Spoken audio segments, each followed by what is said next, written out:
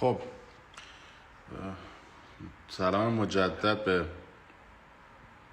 دوستان. من این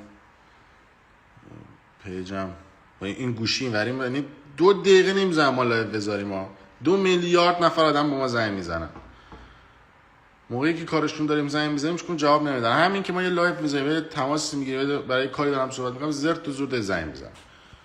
خب ببینیم کی تو لایو. محمد یاوری عزیز، امیرحسین، دانیال متخصص صوتی، هدا و سایر. بیا دوباره تلفن من زنگ خورد. سلطان من لایو الان صحبت میکنم با تو.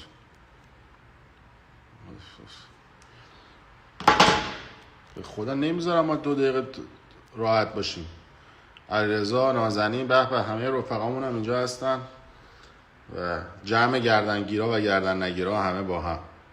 راجب تتلو بابا، این اصلا من نمیدونم تو خونش کله وحشت بوده، نمیدونم چی بوده. بعد از اون آدم بی‌ناموس‌تر اون حرومزاده‌هایی بودن که تو خونه بودن، اینا رو میدیدن و به بقیه نمیگفتن. حالا نمیدونم میترسیدن. آقا شما چقدر بی‌ناموس بودید، شما چقدر حرومزاده بودید. مثلا طرف تتلو دست رو دختره بلند میگیره، کتکش میزده، بعد تو اونجا وای میسادی نگاش میکردی. بابا دمتون گرم، شما دیگه خیلی فاز مردی برداشتید. و یکی دو تاشون اومدن به من گفتن که آقا چرا توهین میکنی، فلان میکنی. من کیرم تو دهن تو اصلا رفیق من نیستی. ببخشید اینجوری میگم، یکم بیادب میشی، ولی تویی که میری خونه طرف جلوی تو میاد دست بلند میکنه روی دختر مردم، تو وای میسی نگاش میکنی، تو اصلا رفیق من نیستی. باید این ابولو در بیارم بکنم تو دهنت اون آدمی که تو رو پس انداخته. بعد من داشت به رفقاش رو توهین میکنه. بابا انچوچکا. بعد همونا میومدن دروغ به من میگفتن. عوضی ها میومدن به من دروغ میگفتن، آره نه اصلا این چیزا نبوده، اصلا این حرفا نبوده، خونه کیو میزده فلان و بیسانه و همان. شما گروپ زاده اید.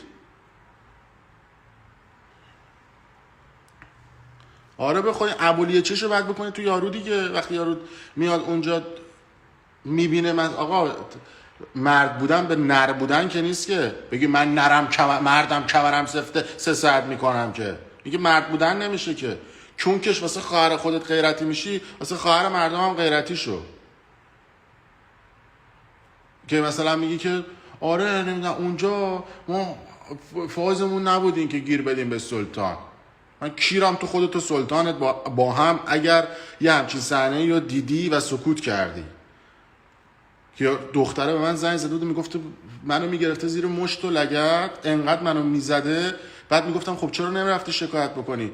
میگفتش که تهدیدم کرده بوده، نمیدونم ازم فیلم گرفته بوده، ازم فلان کارو کرده بوده.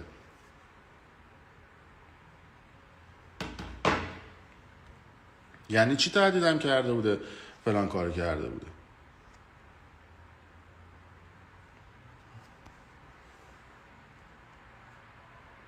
بعد طرف من میگه که تو چرا حمایت میکردی از تتلو؟ به خاطر این حرومزاده هایی که تو خونه این آدم بودن و اطلاعات دروغ به ما میدادن. به خاطر این بیشرف هایی که تو خونه تتلو بودن اطلاعات دروغ به همه گفتن گل و بلبل فضای اونجا. بعد اون دختره میگفت آقا یه مقصرش خود همون دختره بودن. دختره میاد ویدیو میگرفت میگفت تتلو منو گاییده زده فلان هم کرده، چونمو پاره کرده. بعد از اون طرف میدیدم 3 روز بعد دختره خونه تتلو. خب من میگفتم حتما داره راست میگه دیگه، حتما آدم‌ها انقدر ماشاءالله فازمون متفاوته. همون دختره بود ماهاش هم زده بود، لایو گذاشته بود میگفت گربه منو کشته بوده، نمیدونم خود منو کشته بوده، فلان کرده بوده، بیسان کرده بوده.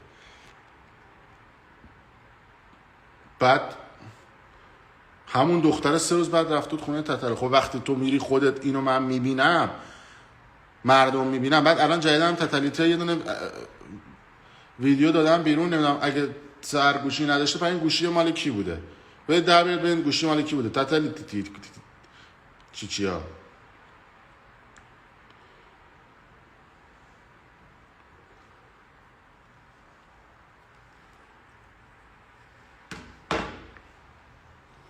من با اون قسمتش که آقا دختره میره خونه تتلو میاد، خب با اونش مشکل ندارم. آقا میره میاد، من که دروازه‌بان کس مردم که نیستم که بیام بگم تو داری میدی یا نمیدی. به من چه؟ برو به در گوی دلت بخواد برو بخور. ولی یه جایش هست تو اون دیگه به خودت دست میزنی. یه جایی هست تو میری دست میذاری رو ناموس مردم.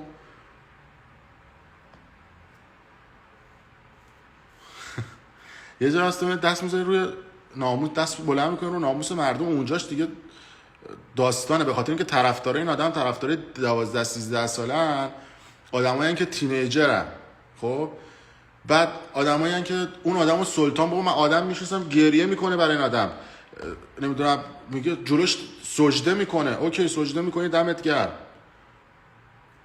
یه بار یکیشون اومده بود اینجا پیش من، میگفتش که تو کتاب مقدس تتلو رو خوندی؟ من پشمام ریخت بودم این کی کتاب مقدس داد، کی شد پیامبر؟ خدا شاید تو همین آلمان رفتم یه جایی قلیون بکشم، قرار بود یه وسیله رو بدم به این دوستم برای من نوشتن تلگرام ببین، چشم من میبینم. این خاطره جالبه. با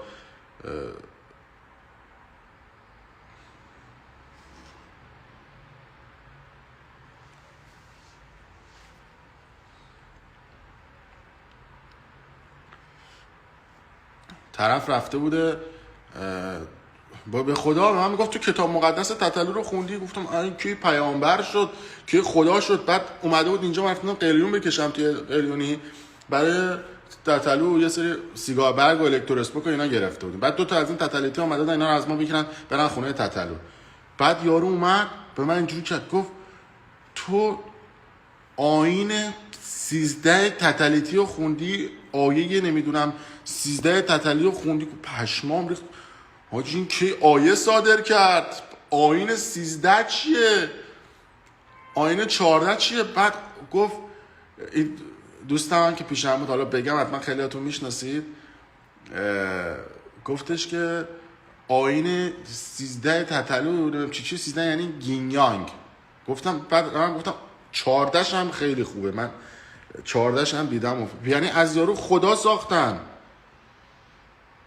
یارو آقا تتلو رفیق، یعنی هر کسی بخواد نظر بده حداقل به من میرسه من نظر بدم. 280,000 تا ویدیو حمایت من ساختم ازش، هر کی نساخته باشه حداقل این به من میرسه. اونی که میگه من تتلیتی ام، تو از من تتلیتی تر نیستی، به من میرسه به تو نمیرسه. قابل توجه دوستان، توی کلاب هاوس من و سید ناصر واسه این آدم 10 میلیارد تومان پول جمع کردیم، آهنگاشو خریدن. حداقل به ما میرسه اینو بگیم. بعد یارو میگفت نمیدونم خدام تتلو. گفتم حاجی کیرم توی زندگی کی شد خدا ما نفهمیدیم.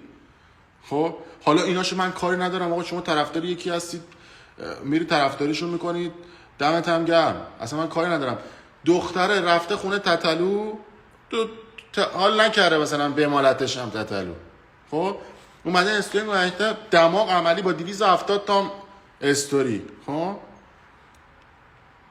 بعد من رفتم همینجوری گوشم گفتم من رفتم خونه تتلو، من جز محبت و عشق چیزی ندیدم. چون کش مگه تو دوست دختر اون آدم بودی یا تو خونه اون آدم بودی اصلا این چیزا رو گفتی؟ من یه معذرت خواهی باید همینجا رسما از سحر قریشی بکنم. اصلا آدمی نیستم که بخوام جانماز برای کسی آب بکشم. مثلا من نسبت به این آدم در خصوص تتلو قضاوت اشتباه کردم. دلیلش هم این بود که من سیستمم اینطوریه، اگه یه جایی بگم اشتباه کردم میگم اشتباه کردم، دارم نمیزنه که. یه نفر آدم دروغ بگه، 2 نفر آدم دروغ بگه، 3 نفر آدم دروغ بگه، 10 نفر آدم، بعد با آدمایی که شعبهشون به هم دیگه نمیخوره میان داستانهای عین همدیگه میگن تتلو اومده بوده انقدر ما رو کتک زده بوده، چپ و راستمون کرده بوده، بعد اومده بغلمون کرده. عجب داستانی، پشمام ریخته بود. نمیدونم یه کتاب مقدس داره به اسم کتاب مقدس تتلیتی، انقدره، بعد اومدن آیاتش صحبتاشو کردن آیه، من پشمام ریخته. یعنی البته یه سری چیزا دارم خب در خصوص زرق قریشی اونا که ایشالا باش میرم مصاحبه اونجا فیتیل پیچش میکنم. این دلیل برای نمیشه که من از موضع خودم بیام پایین و اینا.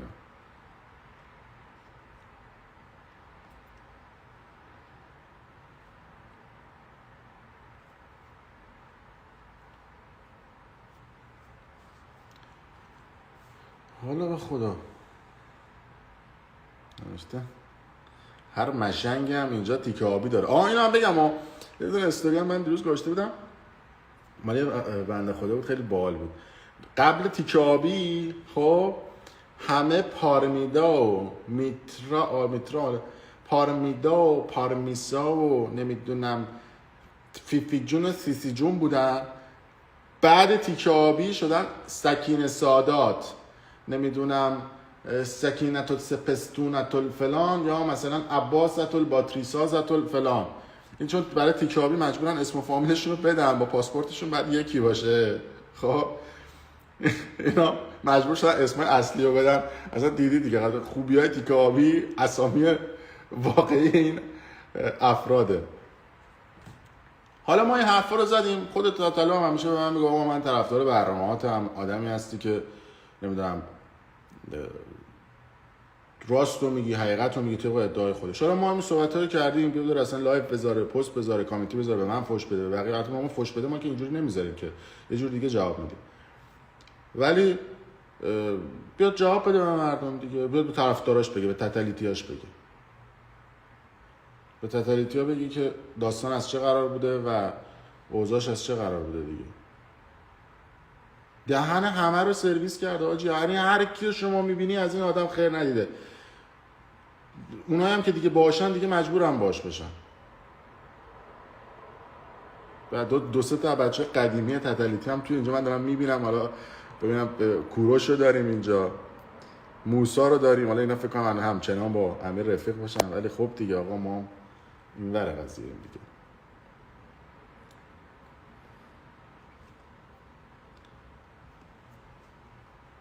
والا به خدا آره دیگه میگم تو قبل تیکه آبی مثلا پارمیدا و پارمیسا بود. بفرستید آقا این لایو رو بفرستید برای دیگران، یکم جنجالش رو ببریم بالاتر. کار داریم الان دو سه تا ماجرای کنسرتش هم که تو آلمان اصلا نگم براتون. خدا رو شکر من میخواستم بذارم با یکی از این دوستان کنسرتش رو، ما نذاشتیم. خدا رو شکر تو چون ما در اومد تا دسته میرفت تو چون ما. یکی دیگه بعدن حالا رو ماجرای کنسرتش رو بهتون خواهم گفت. قرار بود اصلا ما چیزی نگیم آقا، بهتر آقا همه خوبه اما بده ایم.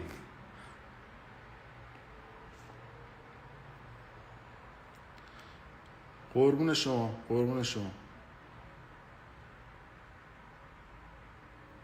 آره کنسرت تتلو یعنی ما تا دقیقه 90 هم رفتیم که کنسرت تتلو من بذار قیمتش هم که باش دیل کرده بودیم $600,000 بود که بذاریم توی آلمان. بیا آقا من این موری رو ببینم میتونم بیارمش بالا. امیدوارم ریکوست بده من بیارم بالا، موری بگه ببینیم چی بوده. یکم من فوش بدم. موری یه دونه ریکوست بده اینجا پشنگ. من نمیدونم چرا، نمیدونم میتونم بیارمت بالا. بیا یه صحبتی بکن دیگه. نوشته آقا همین تریدر شدی، من گو بخورم تریدر بشم. به خدا یه مش کلاهبردار تو این بازار تریدر نشستن دارن واسه مردم. آن تریدران بگم تو بحث تتلو داغه خب شدن تریدر.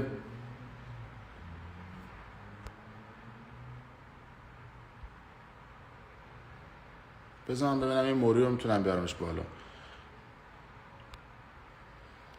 موری کجایی؟ معلوم کدوم شیخ مهدی جان خوش اومدی داداش. وی پی ام باز کن بیا بالا. وی پی ام باز کن بیا بالا. من الان میتونم اینجا یه چند نفر رو مدیری بکنم. فکر کنم بتونن اینا کامنت های مردم رو مدیریت بکنن. آرمان نمیدونم هستی یا نه، من اینجا رفتی بیرون.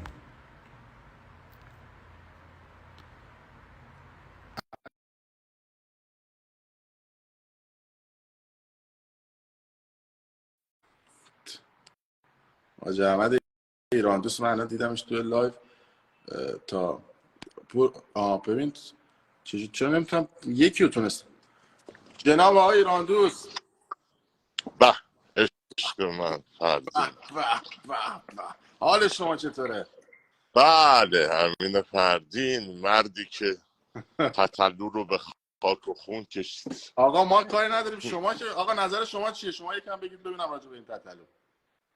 والا من از اون اولش برگشتم گفتم این مردک آدمیه و هیچ کس هم قبول نکرد و ریختن پیجم هم که دیدی که ریپورت کردم. نابودش کرد. ولی خب در نهایت زمان همه چیز رو نشون داده. همین خب زمان همه چیز رو نشون داد. خوشحالم از اینکه میدونی همیشه همه چی میگفتن تتلو خودشه، واقعیه، خودشه. فوش میده تو کنسرت، یارو پول میده که بره تتلو بهش فوش بده توی کنسرت. یا دختره، خب ترکیه بودم دیگه اون موقعی که آره اون آهنگ جهنم رو برای من خوند. آهنگ مثل قوله جهنم رو که برره. فلان و خز قوله برره. برگشته بود گفته بود که اون دختر بیچاره 6 ساله‌ای که کشته بودنش، میگفت آقا اگر حجاب داشت کشته نمیشد. آخه دیوس، تو یه نفر حرف از حجاب میزنه که اعتقاد داشته باشه به این مسئله، نه تویی که بالاخره هم خونه بودیم تو سعادت آباد سر به یک، من و علیش مست و ساسی مانکن و بچه ها چند 5-6 تا بودن. هر روز کثافت کاریاشو میدیدیم با هم دیگه. ولی خب خودش دیدم بی تقصیر نیست، قبول کنم. حالا درسته تتلو آدم لش و لوش و آشغالیه، ولی اون ماچو بوسه فرستادن های توی کنسرت سحر قریشی رو هم جنابالی مد نظر داشته باش. یعنی فکر ماچو میکنی خود بوسه که سهرم براش مقصر بوده؟ میفرستاد. خود سحر مقصر بوده. سحر چرا مقصر نبوده؟ تو خود ترکیه ای میدونی که چه قوانین سخت و دشواری داره. میتونست یه آن بیاد یه شکایتی بکنه، میگه کارتامو گرفته بود، پاسپورتمو گرفته بود. بابا تو توی کنسرت جلوی هزاران نفر هی ماچ میفرستادی براش، فکر کردی با تام کروز ایران رفیق شدی؟ یه آدم روانی درست، حالا شعراش قشنگه، آهنگاش قشنگه، به قول خودش تنها خواننده یه که 45 دقیقه یه ساعت آهنگ میگه. همین الان هم تو کافه های تهران همه با آهنگاش همخونی میکنن. کسی قبول نداره این آدم مریضه. همین الان من دارم میرم یه جایی که میدونم حداقل 5 تا از آهنگای تتلو پلی بک میشه و تو استیج میخوننش، همه مردم هم باهاش میخونن. یا آدمیه که مردم درست دوستش دارن، ولی خب واقعا باید تاسف خورد برای همچین فرهنگی که مردم پول بدن برن داخل یه کنسرتی فوش بخورن، بعدم دخترها ردیف بکشن. من مادرایی رو میشناختم توی ترکیه که اومده بودن تو صف انتظار بودن که دخترشون رو بفرستن برای تتلو. میدونیم مثلا برایشون یه افتخاری بود که آره دیشب دختر من با تتلو خوابیده. و خب این این بر واقعا اوج نمیگرده به بدبخت. فرهنگ خود مردم ایران یا فرهنگ بعضیاشون، نه همشون؟ نه خب 95% مردم فرهنگ غنی و خوبی دارن، ما عاشق مردم ایرانم. ولی خب همون 5% هم شما نگاه کن، انقدر این آدم بدبخت بود زمانی که من با تتلو درگیر شدم دادم کتکش زدم که بعداً برام آهنگ فلان و خزه گل بررا رو خوند، آهنگ جهنمشو. زمانی که دادم تتلو رو کتک زدن، اون موقع برگشت به فالووراش گفت به احمد ایران دوست فوش بدید، تو دایرکت برای من بفرستید، من بهتون نفری 20 یورو 50 یورو پول میدم. یه همچین چیزی که نزدیک 1000 نفر برای من تو دایرکت فوش فرستاده بودن همه گیرن دوست مادرت بلندن مادر داشت فوش میداد فلان اعرف کس اختك اعرف کس امك یعنی کلش جان آره داشتن خوشبش میگفتن. اهوازی بود، خواستم دوستان در جنوبی بود منظورم. خب دوستان آره گفتم نفهمیدن. مثلا یه همچین آدمیه، ولی خب ایشالله خدا شفاش بده. تتلو اینطوری نبود، تتلو خیلی خوب بود، تتلو خیلی خوب بود، ولی خب خراب شد دیگه، خراب شد و نقطه پایانشه فکر کنم، نقطه پایانشه و هیچ پایانی بهتر از 5 تا قرص برنج خوردن براش نیست. حالا میدونی ما کسی رو یعنی که 5 تا قرص تشویق هیچ کاری نمی‌کنیم، ولی نه، ولی خب بیا اینکه بیاد یه آب توبه من براش بریزم، بیاد فرودگاه امام آب بریزم، آب توبه بریزم رو سرش، یه توبه بکنه، غلط بکنه، یه 10 رکعت نماز بخونه، آغوش ما براش همیشه بازه. ولی خب این آدم بشو نیست، این چیزیه که تو خودت کاملا میدونی رفیق تو بوده. اگرم الان زیرش نزنه هیچ وقت خاطراتمون تو سعادت آباد پیش افرا و فرید و فربد و اینا هیچ وقت فراموش نمیشه، اینو خودش هم در جریانه. ولی خب اینو من میگم تمامی دخترایی که میرن پیششون به قول فرمایش جناب عالی حقشونه و گوه میخوری، فردا روزی میای افشاش میکنی. برای چی میای افشا میکنی؟ تویی که تو ویتینگ لیست ایستادی، پول میدی به کسی که خانوم میاره برای تتلو، دختر میبری برای تتلو که تو رو تو لیست ویتینگ لیستشون بذاره، چرا همچین غلطی و گویی میخوری فردا روزی بیای افشاش بکنی؟ خانم عزیزی که میای افشاگری میکنی، خود خانم قریشی، من چون که خودم دختر دارم پشت سر دختر مردم صحبت نمیکنم، ولی خود سحرم اشتباه زیاد کرده و داشته و داره و کماکانم داره به اشتباهاتش ادامه میده، صرفا واسه دیده شدن یه مدتی از چشما افتاده بود، مسئله تتلو رو عنوان کرد، وگرنه همین الانم یه ماه دیگه تتلو بهش بگه برگرد پیشم حواسم بهت هست، باور کن برمیگرد. یعنی فکر می‌کنی برمیگرده؟ 100% شک نکن، جدی؟ تتلو 100% برمیگرده و مردم باید عاقل باشن. مردم این همه ما خواننده متعهد خوب داریم، این همه خواننده خوب هست، چرا؟ درسته آقا یه نفر آهنگاش خوبه، نشگی هم خوبه، نشگی هم تست مگه کردی؟ بدی؟ نشگی هم خوبه، ولی چرا باید بری سمتش؟ مگه هر چیز خوبی خوبه؟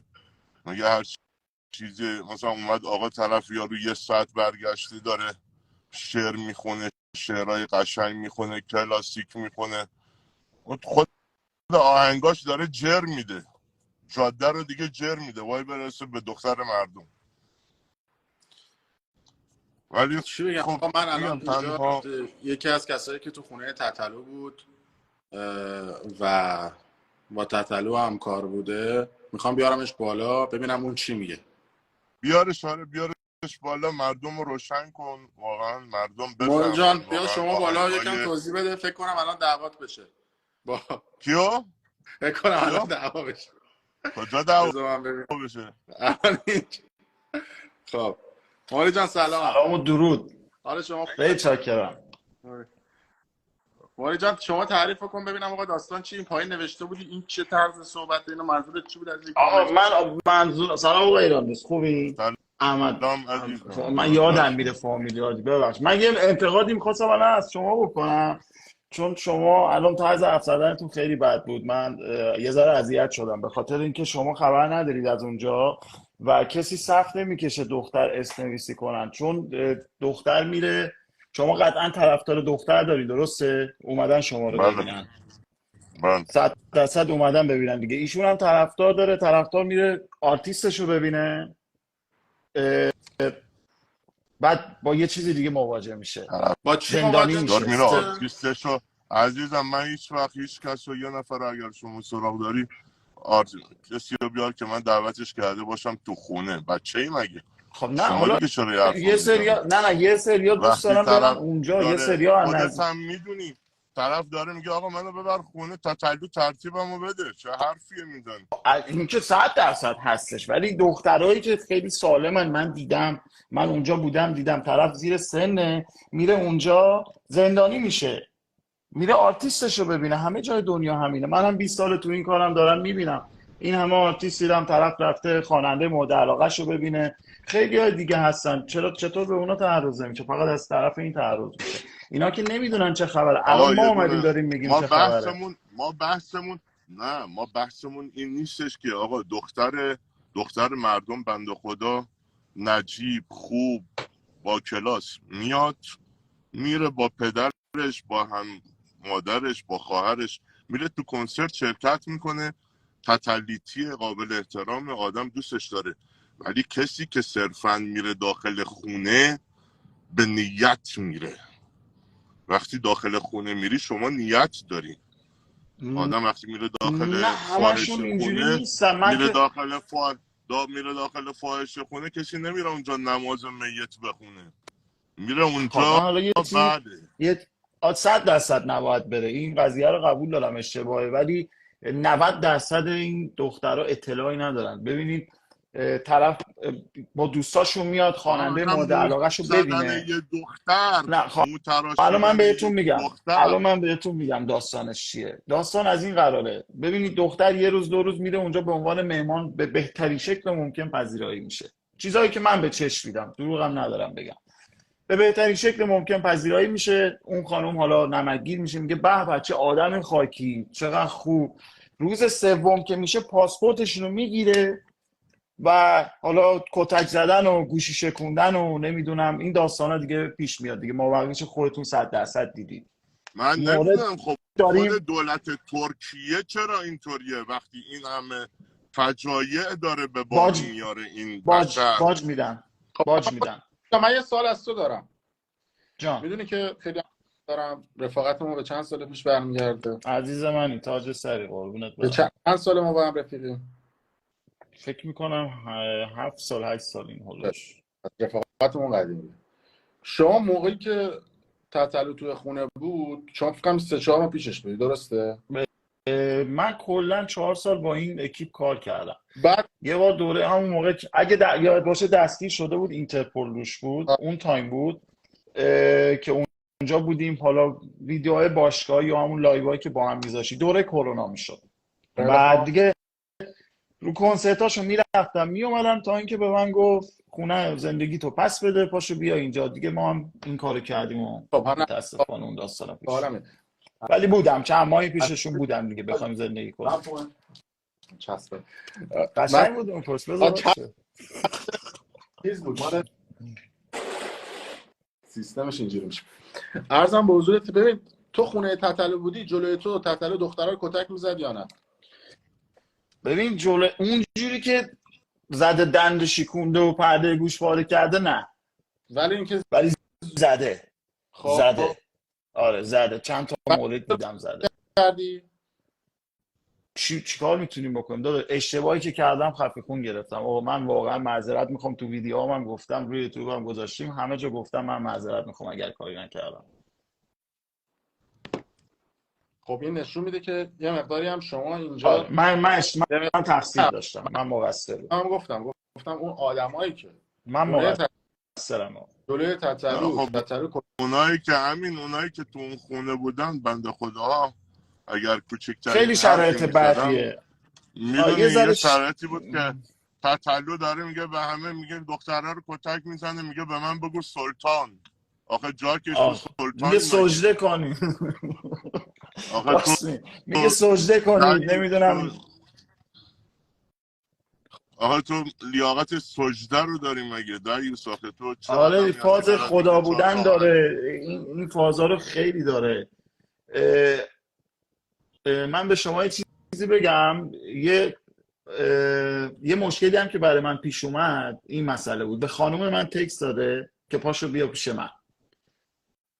این آدم در این حد بی‌ناموسه. حالا این خلاصه بهتون گفتم که بدونید چقدر اون دیگه بی‌ناموسه. اند جاکش بازی و بی‌ناموس بازیه که به همسر رفیق جاکشون دیگه خواهر توه، مردی که دیوز برمیداری بهش میگی پاشو بیا پیش من، تا همون موقع باید اون بطری جانی واکر رو میکردی اون جایی که باید میکردی، دست نزدی دیگه، باید میذاشتی اون جانی واکری که همیشه میذاره تقلبی از سوپرمارکت هم میخره، باید نه میذاشتی تو بابا معتادش. نمیخوره، اصلا نمیخوره. این سلطان هم که سلطان فقط هست ولی میکشه سلطان دیوز، تریاک و سلطان شیشه و سلطان میکشه. اینجور چیزاست.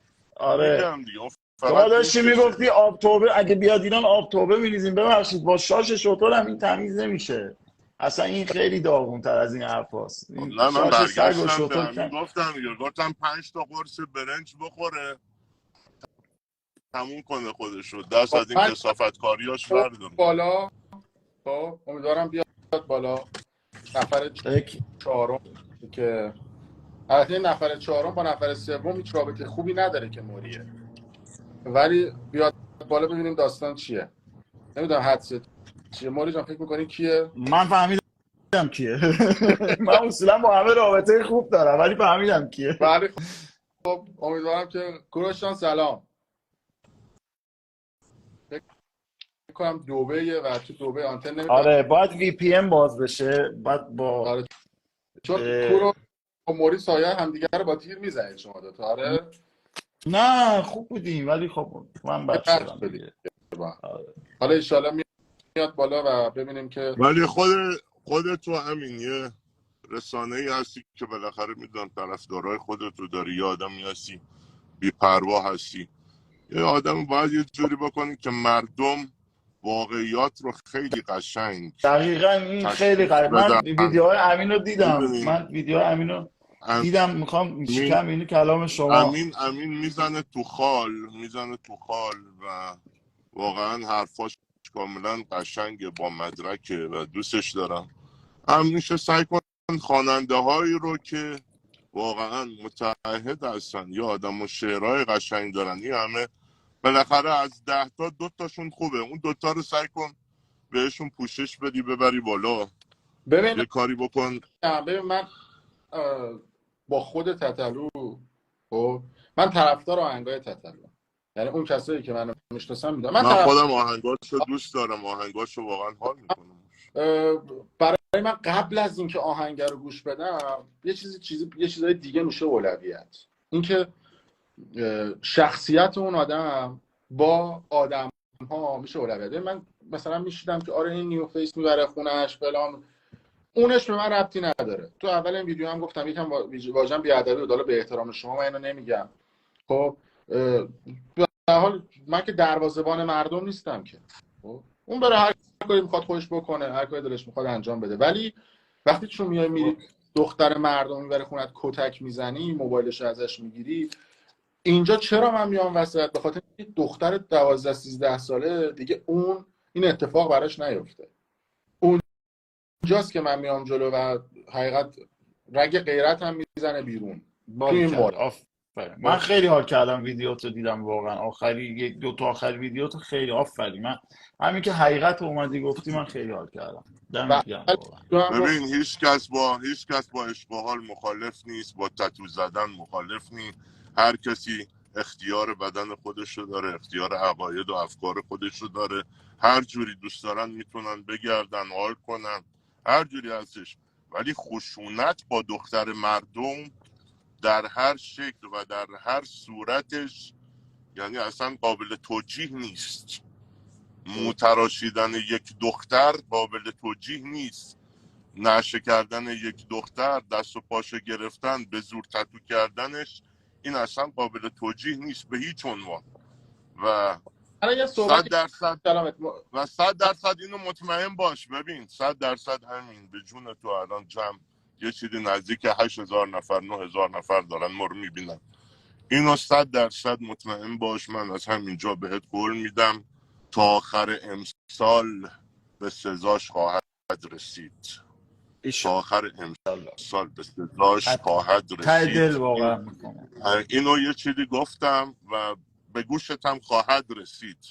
چون من برگشتم بهت گفتم امین میدم کتکش بزنن، دیدی که دادم کتکش زدن و بعدن آهنگ فلان و خزقول برره رو برای من خوند و اون برنامه‌هایی که تو خودت بهتر تو جریانی پیش آوردم.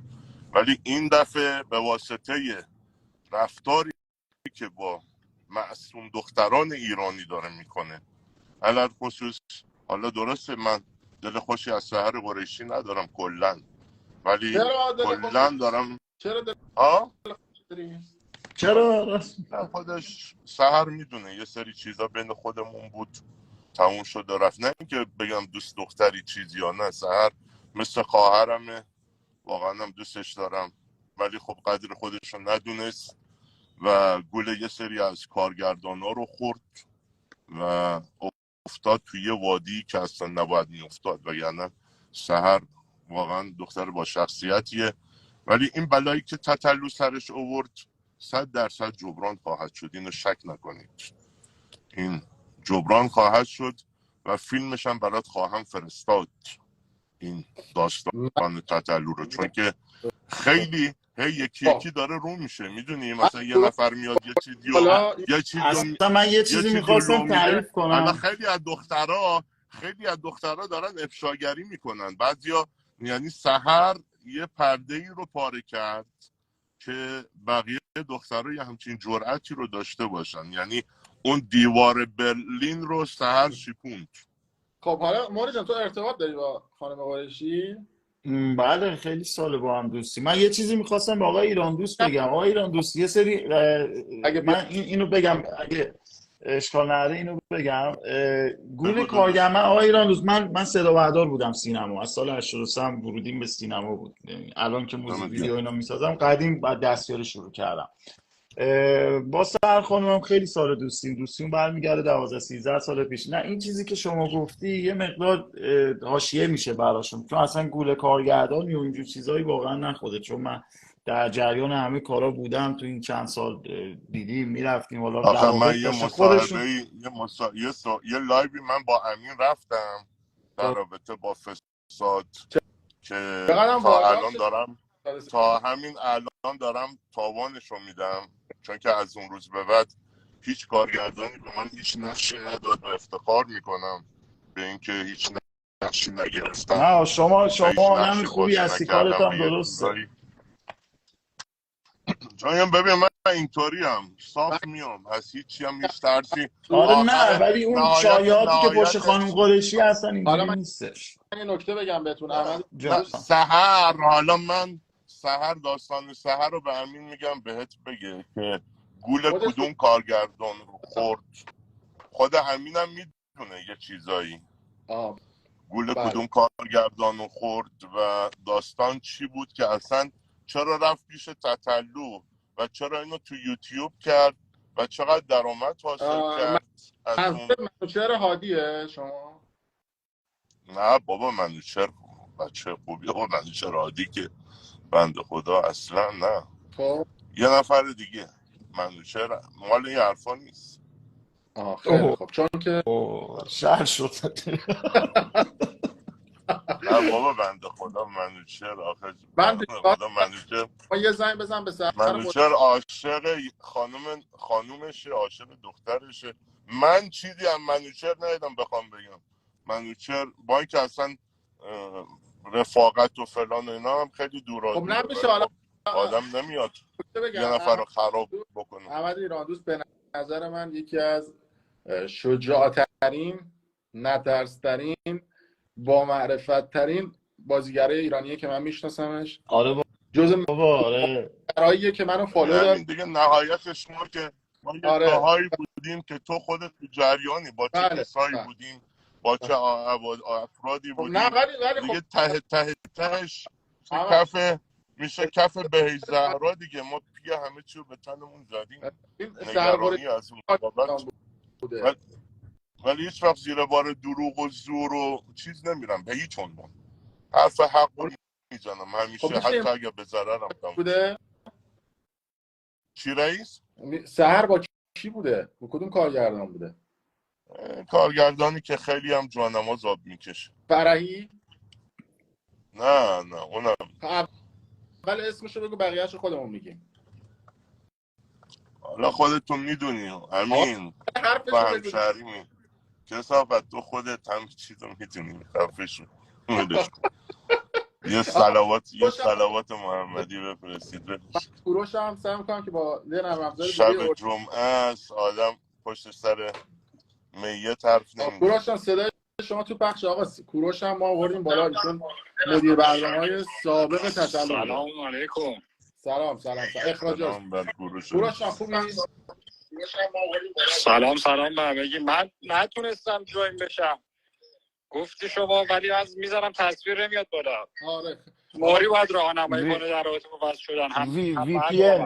وی پی ان بعد داشته میذارم تصویر نمیاد بالا. خب صدات هم داره پخش میشه. به نظر من اگه اونور بچه‌ها دارن لایو رو میبینن بگو که صدا رو قطع کنن. کوروش جان صدای منو از روی موبایل فقط بشه. رو قطع کنید لطفا. رو قطع میکنم. آره صدای دختر رو من صدای شما رو میشنوم ولی هیچ کس رو نمیشنوم فکر کنم اینجوری ها. آره ولی سوالی که من دارم کوروش جان، حالا شما چند سال با تتلو کار کردی و مدیر استودیو مدیر برنامه‌اش بودی؟ من 19 از سال 80 با امیر رفیقم تا به حال که گذشته دیگه. رفاقت من با امیر از سال 81 80. خب بعد این ماجراتون و این اتفاقاتتون از کجا یه دفعه رنگش به سمت دعوا رفت؟ چی شد این اتفاقات افتاد؟ والا حالا یه چالش‌های زیادی که الان توی بحث اینستاگرامی اصلا نمی‌گنجه و من اصلا راجع به اینم کاری ندارم، ولی در رابطه با بحث دخترها من الان بحثم هست. موقعی که تو خونه تتلو بودی به حال تو هم خونه تتلو بودی، آیا تتلو دخترها رو کتک میزد یا به زور بهشون میگفت باید تتو بکنن؟ من همچین چیزی اصلا ندیدم ازش و نبوده همچین چیزی. دورانی که من باهاش بودم با هم زندگی کردیم که جلوی من کسی رو کتک بزنه این داستانا. حالا هر کسی ایرادات خودش داره، من نکرده. من این مسئله‌ش هم که اصلا من نبودم اون تایمی که داشتم با اشخاص دیگه اصلا موقع ما ارتباط نداشتیم. یعنی تو ندیدی یا مثلا فکر میکنم موری بودش بیشتر، شاید نمیدونم دیگه بودن. من اصلا اون تایم نبودم که بخوام اظهار نظری بکنم راجع به این موضوع و میگم که تایمی که من با هم رفیق بودم اصلا چیزی نبوده، من نبودم و من خودم هم خیلی تعجب میکنم از این صحبت ها. ولی خب میگم که هست اینه که من اون تایم اصلا نبودم، از اظهار نظری هم راجبش نمیتونم بکنم. وقتی نبودم حرف بزنم خودش گناهه. یعنی تایمی که تو بودی یه چیزی الان این وسط این همه دختر دارن میان، یه سریاش که تو مجازی هست، یه سریاش هم که به ما دایرکت دادن، دنده طرف شکسته، پرونده شکایتش موجوده، $50,000 که تو پلیس گذاشتن، اینا همه موجوده، هنوز آزاد نشده. اینا دروغه یعنی؟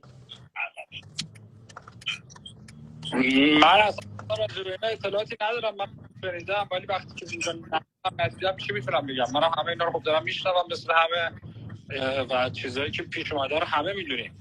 ولی این که امین داره از من میپرسه در رابطه با اینکه شما بودی این اتفاقات بوده، نه خب اون تایم خب خیلی سیستم زندگی من و امیر متفاوت بودش و اینجور چیزا خیلی از این مسائل پیش نمیومد و می اصلا راجع به این اتفاقاتی تو این یک سال، شاید نمیدونم یک سال دو سال، تو یک سال گذشته هر چیزی که بوده من اصلا نبودم که بتونم نظری بدم. غیر از اینه خودت هم میدونی موری. ولی اون تایم از یکی از آشناهای خودتون، نمیخوام اسم ببرم، شاید اون طرف دوست نداشته باشه، ولی خودت هم بودی، ما صحبت کردیم که این بابا داشته دخترها رو اذیت میکرده، چیزی که ما شنیدیم. یعنی اینجا تو لایو نیست مثلا بیام تو لایو بگم دنبال چیزی باشم و چیزیه که شنیدیم دیگه. با پریا هم بودیم، چیزی که ما شنیدیم دخترها رو اذیت میکرده، آزار اذیت میکرده. حالا اون موقع شاید به شدت الان نبوده، الان یه مقدار روانی‌تر شده، معتادتر شده، شیشه‌ای‌تر شده. مطمئنا چه میدونم من و تو هم همین کارو کردیم. هزاران نفر شاید با دختراشون دعوا بکنن، هزار تا چیز. دعوا که نه، دعوا فرق داره. اینایی که آن بحث به قولی داغ شده تو این قضیه، خب خودت میدونی، امین هم میدونه که اصلا من تو این 2 سال گذشته خونه امیر نبودم که بتونم راجع به مسائل بخوام حرف بزنم، چون واقعا هر چی بگم نامردیه، چون اصلا در حق هر کسی نظر بدم نامردیه. چه این ورکی چه اون ورکی. واسه همین اصلا موضوع من صحبتی ندارم بکنم چون که نبودم اونجا. ولی یک چیز کلی بخوایم بگیم، من تایمی که با امیر زندگی کردم نه این چیزا ازش ندیدم. ولی خب راست میگی، همه این حرفا هست، یه بار دو بار نبوده که گفتن نمیدونم نوشتن شکایت شده این شده اون شده، ولی هیچ کدوم این نبوده که من بتونم ایشون رو تایید بکنم یا تکذیب بکنم، چون اصلا نبودم. تو خودت بودی میدونی که من تو اون تایم نبودم، امینم اون تایمی که من بودم خیلی چیزا رو میدیدم. حتی دیشبم یکی از بچه‌ها تماس گرفت، اون تایمی که سهر خانومم اونجا بوده و دیده دست باد کرده بوده، چون یه لحظه رفته بودن مثل که تو قسمت حالا پسرونه دختره مسجد شده بوده اونجا دیگه. آقا یه سوال پسرونه دخترونه مثلا مگه مسجد دخترونه پسرونش میکنن جدا میکنن؟ کوروش داداش ها الان خیلی حساس شده، الان خیلی داستانه این موضوع. میگم وقتی که کسی میاد خونه امیر تسلو مطمئنا خیلی شناختتش، میدونه، همه میدونن طرفش که تیپش چجوریه. مثلا امیر آدمی که حالا من نمیتونم اینو به عنوان ایراد ازش ببینم، خب چون من خودم مثلا ترکم، خب یه جاهای زیادی غیرتی ام. مثلا شاید منم دوست داشته باشم چه میدونم کسی که همراه هم هست حجابش رو رعایت بکنه، خیلی کارا بکنه. اینو نمیتونیم بر حسب این قضیه بذاریم که بابا مثلا کوروش من میتونم اینو قبول نکنم ازت. به قول عادل فردوسی بود تدلی کنسرت میذاشت، تو کنسرت تو آقا دخترا بیان من برم بزنم بعد کنسرت. این میشه غیرت سلطان؟ نه بحث این که تو خونهش وقتی که دادش ما چون با هم زندگی مشترک داشتیم، خب اینو میتونم بگم وقتی توی خونه یه تعداد دختر و پسری هستن، حالا چه به بهونه کار چه به بهونه رفت آمد هر چیزی، برای آرامش بیشتر اونجا هم یه سری چیزا لازمه، یه سری چیزا هم شواف میشه، الکی میشه. من نه تایید میکنم نه تکذیب، دارم خودمو میگم. ولی اینا هیچ وقت نمیتونی بگی که آخه زمانی که من بودم همچین اتفاقی نیفتاد. درسته داداش؟ میتونم این صحبت رو بکنم چون بالاخره من وجود داشتم، ولی شما آقای ایرانی فکر نمی کنم ارتباطی داشته باشید حتی از طرف قدیم و جدید. زمانی هم که شما فربود و بقیه بچه‌ها رو فرداد و اینا رو دارید اسم میبرید، فکر نمی کنم این موضوع که شما گفتی اصلا صحت چه عکس زدی نه اینجور خب من عکساشو من فیلماشو میفرستم برای آقای فردین که ببینه صحتشو خودش اعلام میکنه.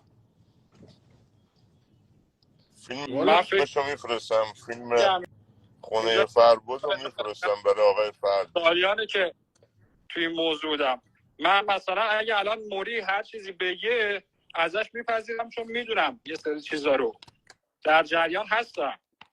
خب دیگه الان موری داره اصلا برام من میگم اون لحظه اون موقعی که بود با فربودینا بود آدم سالمی بود، وگرنه برای من افتخار نیستش که با تتلو بودن یا تو تیم تتلو بودن یا تتلیتی بودن. من یه آدمی هم که به خونش تشنم، از اون اولش هم من تشنه بودم به خونش. چرا آخه؟ آره چی؟ نه جای آدمیه که نرمال نبود دیگه. داری از روی به قولی حرص خودت صحبت میکنی، از روی ناراحتی خودت، دشمنی که داری. نه من دشمنی آقا مگه مال پدرمو خورده من دشمنی دارم؟ من دارم میگم با دختر ایرانی چرا با دختر مردم چرا همچین برخوردیو میکنه؟ وگرنه نه آخه با دختر خارجی ها نمیتونه بکنه، با دختر خارجی نمیتونه بکنه به خاطر اینکه دختر خارجی آمار تک تک قانونو داره، میتونه خشتکشو در بیاره، میره همونجا درجا شکایت میکنه. دختر ایرانی میره اونجا زبانی بلد نیست بخواد صحبت بکنه، ترکی بلد نیست بخواد صحبت بکنه، میگم انگلیسی دست و پا شکسته نمیتونه از خودش دفاع کنه. با دختر خارجی اصلا جرأت داره دست به دختر خارجی بزنه، همونجا خشتکشو پرچم میکنه. آقا کوروش یه دونه درصد میگم خب با دختر خارجی که اصلا نمیتونه همچین کاریو بکنه، با دخترای نجیب ایرانی این کارو میکنه. ببین حالا کوروش حرفی که موری میزنه اینه که تو خونه تتلو دختر بود و میگفتش که پرچم منو باید تتو بکنید، یعنی به زور. آره این دقیقا میخواستم اینا رو بگم. آره آیا من کوروش هم اینجا فیلم کنم که ببینید کوروش سالیان سال مدیر برنامه‌های تتلو داره با ما صحبت میکنه و نکته که وجود داره اینه که کوروش جان مثلا من این حرف رو از خیلی ها شنیدم که تتلو میگفت من باید بقیه تتو بزنن، درد بکشن که این انرژی های منفی ازشون بره بیرون. این تایید میکنی یا تکذیب؟ در رابطه با عکسش نه، ولی در رابطه با تتو تایید میکنم، چون به خود منم گفته آقا تتو بزن، خودش دردش خوبه، این میکنه اون میکنه، ولی به من نگفته تا حالا. منی که رفیقش بودم که مثلا بیاد عکس منو تتو بکن یا هر چیزی، خب همتون تای من خب دیدین درد کل رو گفته بدن من بوده دیگه، تتوه. تتو رو بزن درد. نه عکس رو به دخترها بیشتر میگه، آره. به منم گفته بود، من تو ویدیو به دخترها خیلی نه. میگه، به میگم همشون. سوزن زدن تحمل آدمو زیاد میکنه، ولی این که مثلا خب هر کسی بیاد بخواد زور بکنه که آقا عکس منو بزن، این کار خیلی بدیه. یعنی کسی نمیتونه اصلا تایید بکنه یا چیزی. ولی من الان اینجا فقط چیزایی که میپرسی تو زمانی که خودم بودم و چیزایی که خودم میدونم میتونم بهت جواب بدم. درسته. و راجع به قضیه موری هم چون یه چیزی که میگه راست میگه، یه پرونده هست که راست میگه، من در جریانش هستم. کدوم پرونده راست میگه؟ چیزی که من والا موری مشکلی براش پیش اومده بودش، گرفتار بود که نمیدونم یه صحبتی شده بود، اونو به منم نشون دادن، گفتن که همچین مسیجایی بوده، نمیدونم صحبتی بوده چی اینا رو، مثلا بابت اینکه موری ناراحت بشه حق داره، میتونه هر چیزی هم در خودش خصوص تتلو به خانومش پیام داده بوده، درسته؟ بله همین پرونده‌ای که خود موری هم داشت فکر کنم راجعش صحبت می‌کردش. خب این موضوع موری حق داره هر جوری میتونه زورش میرسه برخورد بکنه.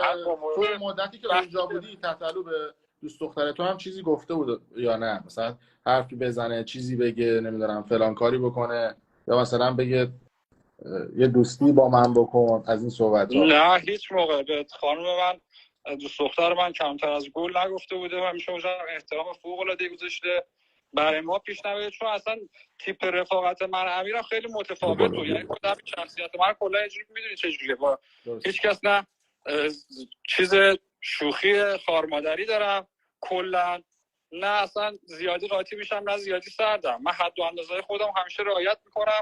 با خود امیر شاید 1000 دفعه اصلا دعوا کردیم، چه میدونم 1000 تا فوش هم به هم دادیم، این بین من و امیر بوده. خب درست. توی دعوا بالاخره 4 تا حرف همه به هم میزنن، ولی این چیزا اصلا هیچ موقع توی ارتباط ما وجود نداشته. الان من یه چیزی که حالا خیلی مثلا برای خودم سوال بود، صحبتایی که داره پیش میاد، می اصلا راجع به کار موری نظری ندارم، ولی اینکه آقای راندوس میگه که مثلا یه لحن بدی رو صحبت میکنه و فکر میکنم اینم خورده زشته، چون ایشون بالاخره سنی الان همه ما بزرگتره. حالا امیر اصلا هر چیزی که باشه ایشون خودش باید یه خورده یه سری چیزا رو به عنوان بزرگتر بذاره کنار، مثلا همین قضیه که آقا من از این آدم بدم میاد. چون الان اینجا موضوع من بحثی رو اگر میکنم بحث ایرانیه. ایرانی ناموس پرسته. ایرانی کسیه که من همیشه مد نظرم، خودم بچه جنگم، بچه آبادانم، بچه خرمشهرم، من هیچ وقت اون لحظه ای که جسد اوریان یک دختر آویزون کرده بودن عراقی‌ها و بعثی‌ها و نزدیک 15 تا 16 تا تکاور رفتن که اون جسد اوریان اون دختر رو بیارن پایین و چندین تکاور کشته شد. یه همچین چیزی رو ما داریم تو یه همچین کشوری زندگی میکنیم. بعد یه نفر، یه خواننده بالاخره حالا مطرح کشور بیاد دخترای مردم رو ببره، دخترای مردم رو ببره، سرشون رو بتراشه، به زور بخواد بهشون دوا موا بده که بخوان بدنشو تتو بکنن. بعدش هم برگرده هر ایرانی به من میتونه بگو الان سلطان. بیاد تو این پرونده دخالت کنه به نظرم. احمد جان بذار صحبت موری هم بشنویم، حالا همه صحبت کردن. موری تو چی دیدی اونجا؟ یه توضیح بده تو هم. از کدوم؟ از کتک زدن یا مواد یا چی کدومشو بگم؟ به زور تتو کردن و اینا. ببین به زور تتو کردنه که 100% هست، اینو هر کی اونجا باشه اینو میدونه. حالا یه سریا الان میان میگن نه همچین چیزی نیست. خودش هم یه فیلم یه خانومی گرفته بود گفته بود من واسه شما به زور تتو زدم. خب اون خانم واقعا دوست داشته تتو بزنه، این استثنا دوست داشته تتو بزنه، ولی مابقی نه. یه خانومی بود که همین خانم، حالا چون اسمشو همه میدونن میبرم، خانم ستاره، اینجاش زده بود تتلو، ویدیو گذاشته توی سوشال مدیا هم هست که با زور اینجاشو تتو زده بوده. چرا؟ چون اول اسم نمیدونم یه شخصی بوده، حالا هر چیزی که بوده، اینقدر تتلو زده. بعد خودش هم واسه زده بوده داده تتو آتیس بزنن، اینجا زده بوده تتلو، رو دست یکی دیگه عکسشو زده، رو دست یکی دیگه عکسشو زده. یه سری از رفیقاش نمیدونم کوروش هم احتمالاً بدونه، حالا اسمشو نمیخوام ببریم، رو پاک زده، اون درگیر اینه که اونو بره پاک بکنه. خیلی چیزا با زور آره بوده. بچه‌ها این دادن دیگه. درست میگم، یعنی پسرا رو میگم، کاری به دخترا اصلا ندارم، چون من نبودم تایمی که تو دوستی با من امیر، یعنی با هم همخونه بودیم، این موضوع نبوده. ولی پسرا خودشون زدن، حالا بر هر حسابی که بوده، ولی امیر ازشون نخواسته که مثلا برو این کارو بکن. من اون چند نفری که شاید راجبش من تو رفیق مشترکامون هم میشناسیم، واقعیت اینه که خب نبوده، خودشون رفتن این کارو کردن. امیر نه اون مال قدیم، حالا طرف پشیمون شده. من مال جدید رو دارم میگم. مال جدید جدید این بوده، زور بوده که این، خبر نه ندارم، این ولی زور بوده. آره من اینو میدونم، اینو موثق میدونم. یه سری چیزا هم خودم دیدم، حتی اونجا بودم، حتی بعد از من. بالاخره ما اونجا آنتن زیاد داریم. با زور این کارو کرده، تتو زده، عکس خودشو زده، به تو میرسه بهترین خواننده ایران، تاریخ ایران به مولا. حالا آره به مول. آخه مگه میشه یه آدم بیاد، هی بگه بهترین خواننده ایران، از خودش تعریف کنه؟ چه بهترین خواننده؟ حالا قدیمش خوب بوده، اصلا خدای کاری با قدیم ندارم، آرتیست خوبیه، شاعر خوبیه، ملودی ساز خوبیه، ولی الان صدا در حد اگزوز وانت ناموسن. گوش بده خودت تمام کنسرت‌ها داره میکس و مستر میشه، لایوی نداره. این چی بگم والا. سوالی دارم. داداش من ادامه‌شو بگم، ببخشید من بالاخره حرفتو تموم بکنم. امین یه رسانه‌ایه که باید اطلاع رسانی بکنه به مردم من فکر بفهمن. کنم صدای و خیلی تاخیر دارم کلا، اگه حرف میام تو حرفتون شرمنده، نه چون نه اصلا نه خیلی نه تاخیر. تتلوی سابق قبل از مهاجرتش، من تتلو رو واقعا دوستش داشتم قبل از مهاجرتش. بعد از مهاجرت این یه آدم دیگه شد و خیلی واقعا حرف چرتیه که برگردی بگی تتلو خودش یعنی چی؟ خودش یعنی که تو کنسرت بیاد فوش جد و آباد بده، فوش مادر بده.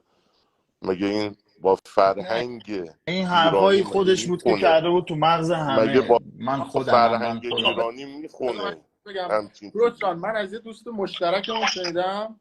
خب دوست بله معتبر و مشترک جفتمون و قطعا حالا نمیتونم توی لایو بگم، ولی بعدش میتونم بهت بگم. اینکه گفته بوده که کوروش اومده بوده و پیش من با گلایه، حالا نمیدونم نوشته با گریه، شاید با گریه با گلایه، گفته بودی که به اون دوست مشترکمون گفته بودی که تتلو به زن منم چشم داشته. نه، هر کی میگه دروغ میگه، هم چیزی وجود نداشته. هر کی داره میگه دروغ محضه، میتونی همین الان بیارش رو خط، اصلا هم چیزی وجود خارجی نداره. خیلی خب، من حالا داره صداتون میشنوه، امیدوارم بیاد بالا، ولی خب آره بیاد بالا، اصلا میگه هم چیزی وجود خارجی نداره. هر کی داره میگه حرف دروغ میگه، اصلا هم چیزی وجود نداره. چون دوستمون خیلی دوست خوبیه. و هر کی باشه داره دروغ میگه، دوست خوب اصلا هر کسی که میخواد باشه. خیلی خب، ولی خب خودت هم به هر حال کم نشنیدی از تتلو دیگه. تو مثلا کلاب هاوس میگفت به منم بی احترامی کرده، آره، منم کم بی احترامی نکرده موقعی که قرار کردیم. آره خیلی چیزای بدی بین من و امیر پیش اومده. من اصلا میتونم اینا رو مثلا فراموش کنم یا چیزی؟ اونا اصلا همه چی به جای خودشه. الان داری سوالی که ازم میکنی رو واقعی صادقانه دارم جواب میدم، و اینا اینکه من و امیر به منم بی احترامی کرده، صد چیز پیش اومده، به منم حرف بد زده، تهمت زده. ولی خب من این همه سال خودت هم میدونی، تو همین 2 سال هم هیچ موقع حتی خود موری همه بچه‌ها گفتن آقا صحبت کنیم، راجعش صحبت نکردم، چون اصلا خب سیستم من این نیست. من دنبال کسب و کارم، هم دنبال اینم آقا یه کاری بکنم قوی‌تر. مثل همون موقعی که برنامه کنسرت‌های امیر رو گذاشتیم، تا موقعی که ما بودیم کارا انجام شده، بهترینا بوده، غیر از این هم نیست. همه دیدن، لذتشو بردن، همه میدونن، حتی چه میدونم دیگه، از کنسرتاش، از موزیکاش، همه چی بهترین بوده. تا همین که با هم همکاری می‌کردیم مارکت موزیک ایران تکون دادیم. کسی نیست که اینو بخواد رد بکنه. اگه هست بگم، مسیج بده، بیا تصویری بالا، زنگ بزنه، هر چیزی. ولی این دلیل بر این نمیشه من اگه میگم جلو من کسی رو نزده، دلیل بر این نیستش که من بگم به منم بی احترامی نکرده. نه، تازه 4 دفعه تو اینترنت گفته، 4 دفعه هم چه میدونم خودمون با هم دیگه بحث کردیم. ولی وقت نمیتونم دروغم بگم الان، بگم که مثلا چون به من مثلا فوش داده یا هر چیزی، بیام الان 2 تا چیز دیگه هم بذارم روش بگم. نه، این کارو نمیکنم. ولی تو خودت میدونی اتفاقا در جریان کامل هستی. اون موقعی که من و امیر دعوامون شدش سر یه سری مسائل، منم جدا شدم. هیچ موقع هم نیومد. البته این قشنگه، حرمت رفاقت رو نگه میداره و کار قشنگی